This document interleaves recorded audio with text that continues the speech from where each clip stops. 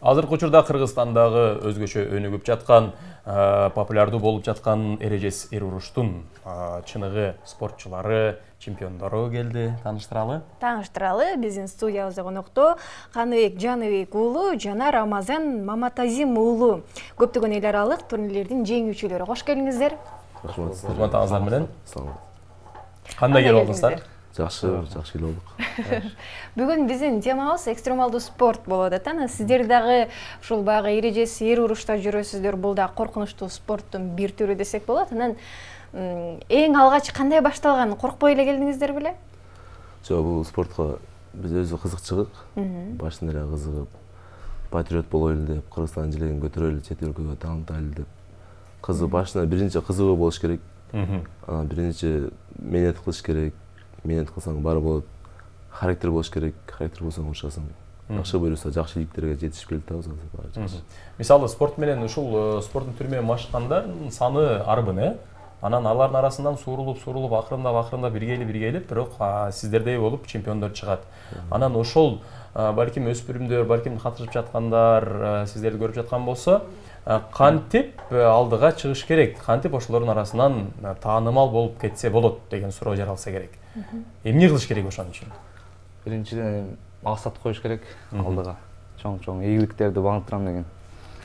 Анан ошол максат менен эле эмне кылып талыкма менет, коркпостук, характер деген ошол эле. Травма деген болот, кокустук деген болот, бирөөсү бутун сындырат, бирөөсү колун кайратат дегендей. Анан бирок кайра эле ошол нерсеге бара бересиздер. Бул эмне? Мындай кишиге кандайдыр бир калыптанып калабы, мындай кайра тартабы ошол кандай болот? Мисалы үчүн бизге чет жактан, Казакстанда, Москвадан бой келет да. Бой келсе, бир ай алдын же Москвадагы бир ай алдын эмес, Москвада биздин боецтер постоянно заменга урушат. Аттабы Казакстандарга ошо бир ай мурун айтышат, ошо организация бар, өзүнүн организациясы. Ошого бир ай айтат, алдынан ошого даярданабыз. Эми кокустан бир айга канча бойго бир жума калганда же 2-3 күн калганда травма болуп калсак, травма болуп калды, эл деп айтат, коркуп бир жерим бутум ооруп калды же колум ооруп калды деп койсоң, коркуп калды деген сөз болот да элечи. Анысына карабай чыга бересиң. Чыгып урушпай беребиз да. Мисалы ошол беттеш башталды деп коелу. Баягы ортого чыгышат го, эмне деп койчу эле? Октагонбу? Ошол жерге чыгышты. Сиздердин маңдайыңыздарда чоң бир атаандашыңыздар турат, эл кыйкырып, өкүрүк. Ошол учурда бир сүрдөө, коркуу сезимдер болобу? Бул башында болот. Башында аз коркпойсуздар. Жок, азыр көнүп деле алганбыз. Любительский бойлорго чыгардым алдым. Башында. Ушундай коркуу сезим болот. Эми эл карап турса, актуалга биринчи жолу чыгып атсак, бардын эле болсо керек нерсечи. Анан бара ошол профессионалдык ошого айтып атты. Ошодон коркпой, сүрдөнбөй ушундай кылабыз. Мисалы белгилүү боксер, дүйнөгө таанымал боксер Майк Тайсон айткан экен. Ар бир адамда коркунуч болот. Бирок бой башталганга чейин, мисалы бокс башталганга чейин мен эмне кылам? Капан аламын, оозума тиштеймин, кеттик деген боюнча кетемин. Анан ошентип чыгып барып туруп жеңемин деп айткан экен да. Балким сиздерде дагы бир өзүңүздөргө баягы дем берүүчү бир сөздөр бар. Бир кандай бир мүнөзсүздөр менен чыгасыздар болобу? Ушундай бир өзүңүздөр айтып мынтип. Андай учурлар болот. Азыр эми Кудайга шүгүр эле башына караган, мурданкыга караганда жакшы көнүп каласың. Мурун башына чыкканда бул жакта секундаттарын кыйкырсаң аларды укпай, элдердин үнүн укпай, кыйкырып өкүрүп канча укпайсың да, кулагың эки кулагың бүтүп эле. Только сопернигин көрүп эле. Азыр жакшы баары бүтүн угасың, секундаттан. Кимне деп сүйлөп аткандан бери угасың, бүт баарын угасың. Уже профессионалдуу да, уже профессионалдуу чыгып баары жакшы. Себеби тренер айтып турат го. Мага ушул нерсе кызык да, сиз айтып атпайсызбы, угабыз депчи. Анан тренер айтат, бул жактан достору айтат, анан башкалар айтат.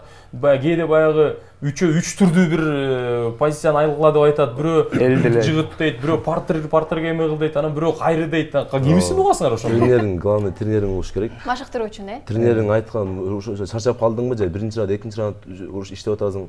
10 секунд калганда концовка берилет, мынча секунд калды тык-тык, 10 секунд калганда концовка берилет. Ошол тренерин айтып турат, концовка калды дегенде, ал уже удар тийбесе, акырын иштеп койсуң да. Эс алып качып, кийинки раундда свежий неме менен чыгып эс алып, ошондой жерлери бар. Анан баягы көпчүлүктүн арасында мындай болуп, биз баягы мектепте окуп жүргөн кездерде айтып калчу элек. карате менен машыккан кыйын болот десе, жок, күрөш менен машыккан кыйын жеңет, жок, ушу менен деп баягы ар спорттун кайсы спортту чындыгында баягы мыкты экенин билчү эмеспиз да. Эрежеси эрушка катышыш үчүн кайсы спорттун түрүн жакшы өздөштүрүш керек? Буга бокс менен партер жакшы болуш керек. Күрөш, Күрөш, стойкаң жакшы болуш керек главное. Күрөштө күрөш эмес, защита кылганда кандай киргенде, проходторго киргенде кандай кылып чыгышты үйрөнүп коюш керек. Стойкаң жакшы болуш керек. Эң негизгиси ошо грэплинг.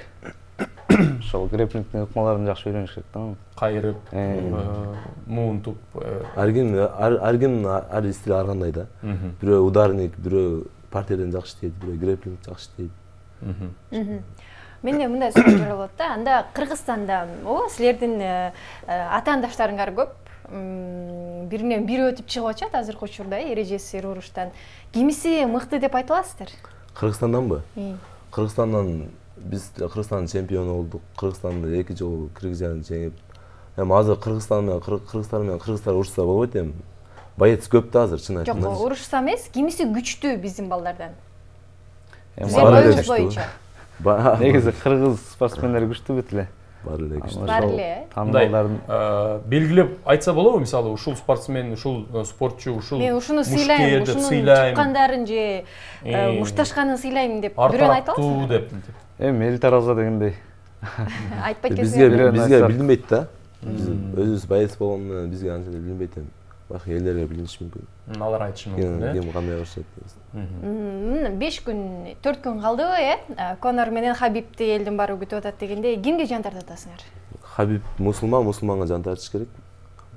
Кандай ойлойсуздар? Сиздер баягы мушкер катары, эксперт деп айтсак бир аз туура эмес болуп калса керек, мушкер катары ким жеңет деп ойлоп атасыздар? Ким кандай кылып, кайсыл раундда ким эмне кыла коет?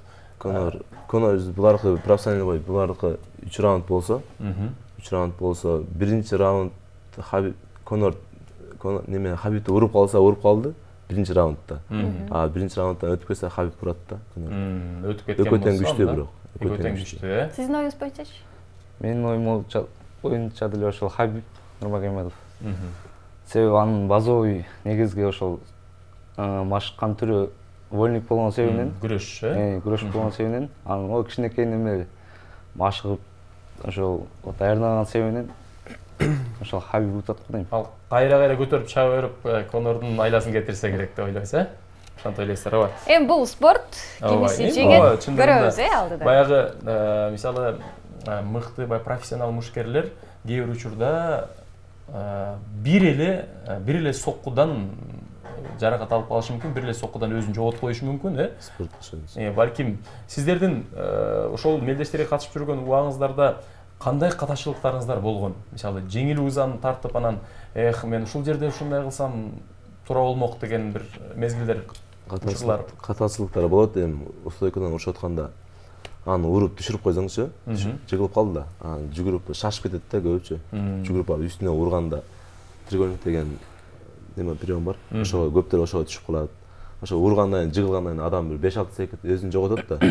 Ошого шашпай барып өзүң тазаланып анан урушуң керек да. Өзүң катасын, ошону билип, азыр мен көп чарчабайм, урганда да эс алып урганды билиш керек. Көп нерселер аны азыр. Баягы бардык күчүн кетирип албаш керек. Бардык күчүн кетирип албайт. Анан мелдешке чыккандан кийин кайрадан ооруканага барып өзүңүздөрдү кайра баягы мурунку калыпка алып келиш үчүн кээ бирлер 1 айгабы, кээ бирлер 2 жумагабы ооруканага жатышат. Сиздерде ушундай болобу? Болот. Ичине алабыз. Сөзсүз алабыз. Ата-энелер эмне дейт анан? Ата-энебиз эми ай балам койчу, ушунуңду жындаштырып эле койчу айланайын дешпейби? Менин ата-энем айтканда, чын айтканда башында каршы болчу. Башында каршы болуп, балам урушпа, күрөшсөң болбойбу, урушуп эле койчу дечи. Анан азыр көнүп калды Кудай. Эмне кылсаң ошол дейт, Азыр урушсаң да абайла өзүң кара дейт да. Алдыда кандай мелдештер күтүүдө? Алдыда буюрса мен организация бар, мен урушкан Актауда, Казакстан Актауда. NFC деген ошонун 2 бой утуп келгем ошо. Биринчи утканымда казактар тартышып да ниче кылышып, ал бала казак бала күчтүү бала болчу. Дагы реванш кылып, дагы чакырды. Дагы бар кийинкисине барып дагы уттум. Далилдедиңиз. кыргыз кинг. Анан эми ошо организация азыр поездга өсүп атабыз буюрса, поездга. 66 килограммда казак балады экен, ошого вызып чыдап поездга учам буюрса. Дагы кандай экстремалдуу спорттун түрлөрү менен машыгасыздар же алектенесиздер? ММА түрү бул бардык спортту талап кылат өзүнө. Анан бизге режиме болгон үчүн бир күн вольник, кийинки күн стойкадан иштейбиз, кикбокс. Ошентип даярданабыз. Рамазан, канча жыл эреже серушта жүрөмүн деген оюңуз бар? Анан канча жылдан кийин кайсы жашыңызда, канча жашыңызда балким машыктыруучу болуп өтүп кетем деген? Же качан болушун токтотоюнчу деп эле отурасыз? Жок, андай максат жок азыр. Кудайым буйрса. Жашыңыз канчада? 23. 23-те. Негизи могу эреже серушта кээ бирде карап турсаң 40 жаштагылар деле чыгат, 44 жаштагылар деле чыгат. Ошол жеткен чеги канча жаш? Ар кимдин өзүнүн максатына жараша. Биздин максат Кудайым буйрса UFC. Негизи мындай ушул жашта таштайын деп мындай максат кылган эмесмин да. Тагдырда жазылганынча. Тыштабайбыз да, буюрса. Спортту таштабайбыз. 40 жашка чейин. Бар Кудайдын айтканы болду, 40 жашка чейин. Андай ийгилик каалайбыз сиздерге. Көп ийгиликтер жаратыңыздар дагы. Кыргыздын желегин желбиретиңиздер дегендей, Буйруса баягы азыр дүйнөлүк спорт сүйүүчүлөрү, дүйнөнүн эли Хабиб менен Конор Макгрегордун боюн күтүп аткан болсо, урушун күтүп аткан болсо, кийинчерээк буюрса биз сиздердин урушуңуздарды күтүп калалы. Кыргызстандын дүйнө күтүп калсын. Мына биздин жигиттер деп калалы. Чоң рахмат айтып. Сиздерге ыраазычылык билдиребиз. Бүгүн бизде конокто көптөгөн эл аралык турнирлердин жеңүүчүлөрү Каныбек Жаныбек уулу жана Рамазан Маматазим уулу болду. Сиздерге ыраазычылык билдиребиз. Биз болсо Таңбаны программасын уланталы.